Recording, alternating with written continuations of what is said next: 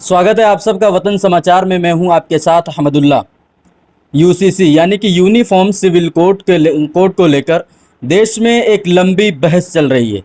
उसी पर चर्चा करने के लिए हमारे साथ ख़ास बातचीत करने के लिए मौजूद हैं इरफानुल्लाह खान साहब, जो कि कन्वीनर हैं दिल्ली स्टेट कोऑर्डिनेशन कमेटी के। आइए इनसे बातचीत करते हैं यूसीसी के मुद्दे को लेकर, देखते हैं ये क्या सोचते हैं, यूसीसी को लेकर इनके क्या रुझान हैं। सर, स्वागत है आपका वतन समाचार में। शुक्रिया बहुत बहुत आपका भी। सबसे पहला क्वेश्चन ये है कि यूसीसी देश में लागू होना चाहिए या नहीं। देखिए, ऐसा है कि अभी 2018 में जो 21वां लॉ कमीशन था उसने ये रिपोर्ट दी थी, अपनी ऑब्जर्वेशन था उसका, और यही प्रोसेस जो आज हो रहा है 22nd लॉ कमीशन में एक्सरसाइज हो रही है, लोगों की राय मांगी जा रही है। वो उन लोगों ने 2018 में उस कमीशन ने, जस्टिस चौहान थे उसके सदर थे, उसको हेड कर रहे थे, उन्होंने कहा था कि ये डिज़ायरेबल नहीं है और फिज़ेबल भी नहीं है, ना ये संभव है और गैर ज़रूरी है। ये जब एक कमीशन ये एक मरतबा ये कह चुका कि ये गैर ज़रूरी है और ये हो नहीं सकता, ये नाफिज नहीं हो सकता, तो मुझे लगता है कि हमारी राय भी यही है। इससे पहले गोलवलकर साहब ने ये कहा था कि ये यूनिफॉर्म सिविल कोड इस मुल्क के लिए फ़ायदेमंद साबित नहीं होगा, लिहाजा इसे लागू नहीं होना चाहिए। उसी तरह उसके बाद जो सर संचालक थे, सेकंड संचालक थे आरएसएस के, उन्होंने भी यही कहा कि ये फिजिबल नहीं है, ये हो नहीं सकता इस मुल्क के अंदर। तो मैं समझता हूँ कि हम सब लोगों की भी राय दिल्ली स्टेट कोऑर्डिनेशन कमेटी की यही है कि ये नाफिज नहीं किया जा सकता, इसको इम्प्लीमेंट नहीं किया जा सकता और ये गैर ज़रूरी है। सर, अगर यूसीसी लागू हो जाए तो उससे नुकसान क्या होने वाला है। देखिए, नुकसान, सबसे बड़ा नुकसान ये है कि हमारा जो मुल्क है ये बहुत खूबसूरत गुलदस्ता है, इसमें तरह तरह के फूल हैं, और वो किस शक्ल में है, मज़ाहिब की शक्ल में है, धर्मों की शक्ल में है, डिफरेंट कास्ट की शक्ल में है, डिफरेंट कस्टम्स हैं, ट्रेडिशंस हैं, मुख्तलिफ़ ज़बानें हैं।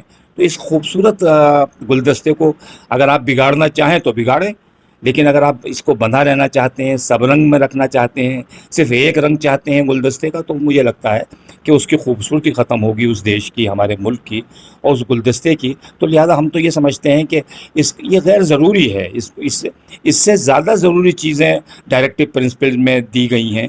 जब कॉन्स्टिट्यूशन फ्रेम हो रहा था तो उस वक्त जब ये डायरेक्टिव प्रिंसिपल स्टेट पॉलिसी का हिस्सा बनाए गए तो ये नहीं कहा गया कि इनको फ़ौरन आप लागू कर दीजिए, बल्कि इसके लिए पूरा डिबेट होना चाहिए, लोगों के बीच में जाना चाहिए और उसके बाद करना चाहिए। लेकिन स्टेट को जो चीज़ें करनी थी, जिस पर डिबेट की भी ज़रूरत नहीं थी, जैसे 14 साल तक के बच्चों की फ्री एजुकेशन का इंतज़ाम था कि फ्री एजुकेशन होनी चाहिए और कंपलसरी एजुकेशन होनी चाहिए, आज तक तो हुआ नहीं।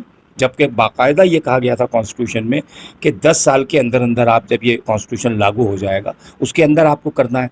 कंसंट्रेशन ऑफ वेल्थ, ये जो देश का धन है, जो असासा है, इसका डिस्ट्रीब्यूशन होना चाहिए, चंद हाथों में नहीं आना चाहिए। ये भी था डायरेक्टिव प्रिंसिपल में। जो माल न्यूट्रिशन है, बड़े पैमाने पर यहाँ गरीबी है, गुर्बत है, न्यूट्रिशन सही उनको खाना पीना नहीं मिलता, उसकी बराबरी की बात हुई थी। जुडिशरी को सेपरेशन की बात कही गई थी कि एग्जीक्यूटिव से सेपरेशन होना चाहिए। और एक अहम बात ये कही गई थी, जो नेशनल इंपॉर्टेंस के मोनूमेंट्स हैं या प्लेसेस हैं या ऑब्जेक्ट हैं, उनको प्रोटेक्ट करेगी गवर्नमेंट। तो इस तरह की बहुत सी चीज़ें थी। तकरीबन 15 आर्टिकल हैं, आर्टिकल 36 से लेकर आर्टिकल 51 तक डायरेक्टिव प्रिंसिपल में दिए गए। लेकिन सबसे ज़्यादा जोर दिया जाता है यूनिफॉर्म सिविल कोड पर, जो बिल्कुल रोज़मर्रा की जो ज़िंदगी है, किस तरह आप जीना चाहते हैं, किस तरह आप अपनी शादी करेंगे, किस तरह आपका ब्याह होगा, किस तरह आपकी विरासत तकसीम होगी, क्या होगा, ये सब पर्सनल लॉज हैं। ये तो पर्सनल लॉज में इंटरफेयर करना, मैं समझता हूँ कि ये फंडामेंटल राइट्स के भी ख़िलाफ़ है। इसलिए हम समझते हैं कि इसका देश को फ़ायदा नहीं होगा और नुकसान होगा। और जो अब देखने में मिल रहा है, देखिए नॉर्थ ईस्ट में क्या हो रहा है। नॉर्थ ईस्ट में आवाज़ आ रही है कि जो लोग इस कानून को बनाएंगे, अगर हमारे लेजिस्लेटर, उनके हम घर फूंक देंगे। वहाँ के चीफ मिनिस्टर कह रहे हैं कि ये लागू नहीं होना चाहिए। आपके पंजाब का चीफ मिनिस्टर भगवंत सिंह मान साहब कह रहे हैं कि ये लागू नहीं किया जा सकता। तो मैं समझता हूँ कि ये आवाज़ें उठना शुरू हो गई हैं।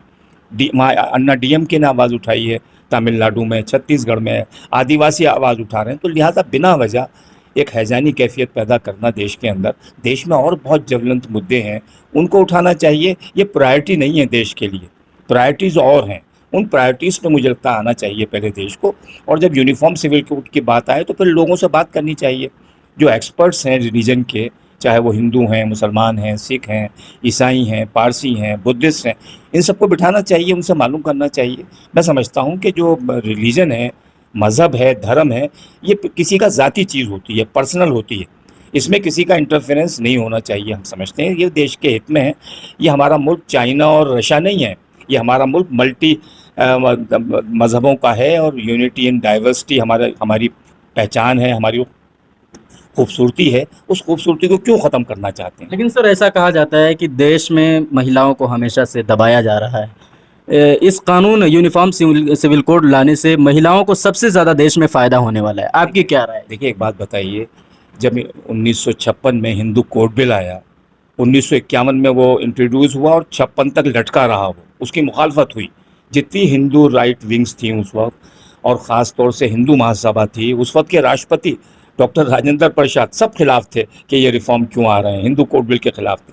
اچھا، ہندو کوڈ بل آیا پھر 1951 میں، 1956 میں، اور اس کو ڈائلوٹ کرنے کی وجہ سے بابا صاحب امبیڈکر نے استعفیٰ دیا لا منسٹر کی حیثیت سے۔ یہ بتائیے، جب 1956 میں ایک کوڈ بل آ گیا، ہندو کوڈ بل آیا، اس میں ریفارمز آ گئے، اور اس میں بھی یہی بات کہی گئی تھی کہ مہیلاؤں کو ہم حق دے رہے ہیں۔ کیا آج ہم بیٹھے ہیں 2023 میں مہیلاؤں کو سارے حق مل گئے؟ کیا انہیں جائیداد میں حق مل رہا ہے؟ کیا آج بھی مہیلائیں ستی نہیں ہو رہی ہیں؟ کیا مہیلاؤں کے ساتھ جہیز کے نام پر ان کو جلایا نہیں جا رہا ہے؟ تو لہٰذا سوچنا چاہیے کہ سماج کے اندر یہ جو خرابیاں ہیں، سماج کو خود ٹھیک کرنی پڑیں گی۔ قانون سے آپ کوئی خرابی کو دور اس طرح سے نہیں کر سکتے ہیں، سماج کی دوریوں کو۔ تو مجھے لگتا ہے کہ یہ ایک بہانہ ہے کہ سب ہم مہیلاؤں کو بہت راحت دینا چاہتے ہیں۔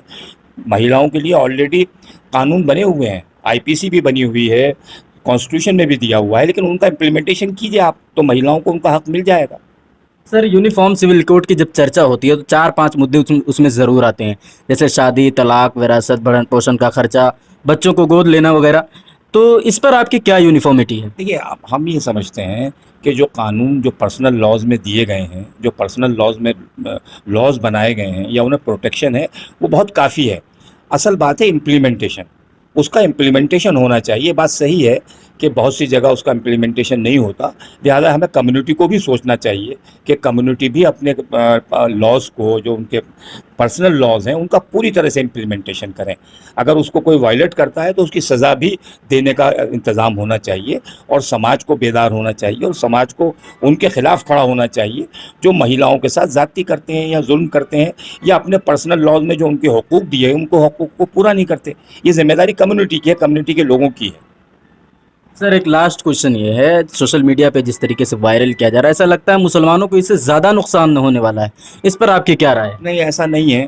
اگر مسلمانوں کو زیادہ نقصان ہوتا تو میگھالیہ میں اور ناگالینڈ میں جب یہ آواز اٹھ رہی ہے کہ ہم جلا دیں گے مکان، مسلمانوں نے تو کہیں نہیں کہا ہم مکان جلائیں گے، کچھ کریں گے۔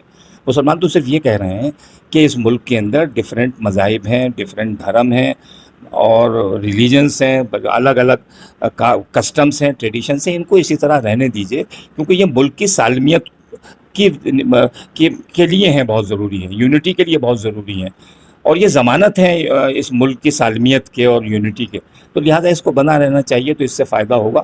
مسلمان تو یہ کہہ رہے ہیں یہ نیشنل ایشو ہے، یہ صرف مسلمانوں کا ایشو نہیں ہے، کیونکہ پرسنل لاز، یہاں ہندوؤں کے بھی پرسنل لاز ہیں، سکھوں کے بھی ہیں، مسلمانوں کے بھی ہیں، ان سب کو بنا رہنا چاہیے، اور ان کے ایکسپرٹ سے بلا کر بات کرنی چاہیے۔ اگر اس میں کوئی کمی بیشی ہے تو اسے ٹھیک کرنا چاہیے۔ دیکھیے، بہت سے لاز ایسے ہیں جو ڈیوائن لاز ہیں، جو ڈیوائن ہیں، تو لہٰذا ان کو تو الگ رکھنا پڑے گا۔ مین میڈ لاز کو تو آپ بنا سکتے ہیں، بگاڑ سکتے ہیں، جیسا چاہیں اس میں امینڈمنٹ کر سکتے ہیں، لیکن جو ڈیوائن لاز ہیں، وہ ڈیوائن لاز تو چلے آ رہے ہیں، اور قیامت تک رہیں گے وہ، اس کو کوئی ختم نہیں کر سکتا، اسے کوئی بگاڑ نہیں سکتا۔